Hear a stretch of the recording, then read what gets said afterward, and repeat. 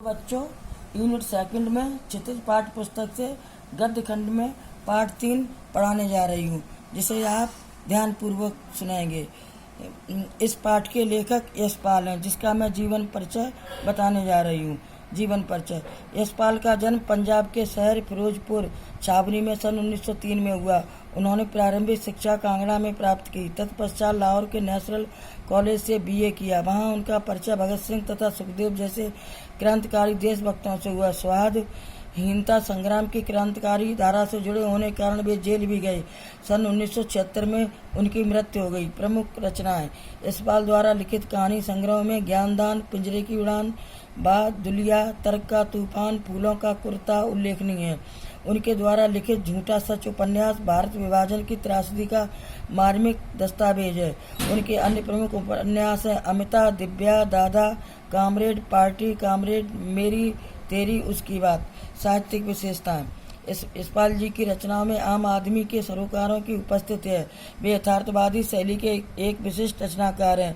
राजनीतिक पाखंड, सामाजिक विषमताओं और रूढ़ियों के खिलाफ उनकी रचनाएं विशेष रूप से मुखर हुई हैं। भाषा की स्वाभाविकता और सजीवता उनकी रचनागत विशेषता है।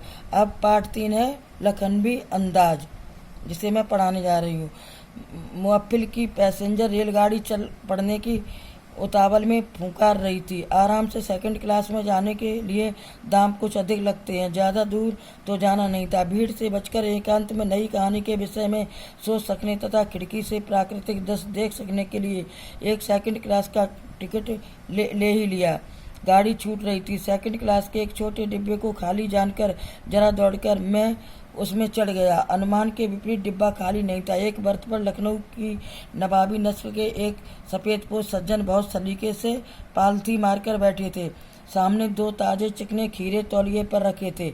डिब्बे में हमारे सहसा अंदर आ जाने से उन सज्जन की आंखों में एकांत चिंतन में विघ्न का असंतोष दिखाई दिया। मैंने सोचा कि हो सकता है यह भी कहानी के लिए सूझ की चिंता में हो या खीरे जैसी अपदार्थ चीज का शौक करते देख जाने के संकोच में हो।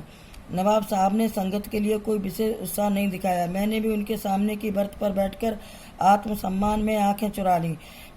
खाली बैठे कल्पना करते रहने की पुरानी आदत है हमारी। नवाब साहब की असुविधा तथा संकोच के कारण का अनुमान लगाने लगे।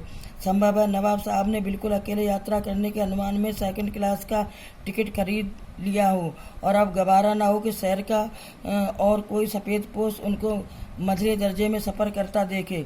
अकेले सफ़र का समय काटने के लिए उन्होंने खीरे खरीदे होंगे और अब किसी सफ़ेद पोश के सामने खीरे कैसे खाएं।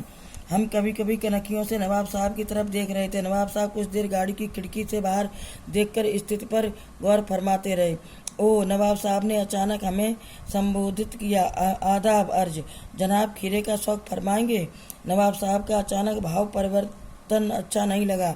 बाप लिया वे शराफत का गुमान बनाए रखने के लिए हमें भी मामूली लोगों की हरकत में लथेड़ देना चाहते हैं। इसलिए जवाब दिया, शुक्रिया, किबला शौक फरमाएं। बच्चों, आगे का पाठ कल पढ़ाएंगे।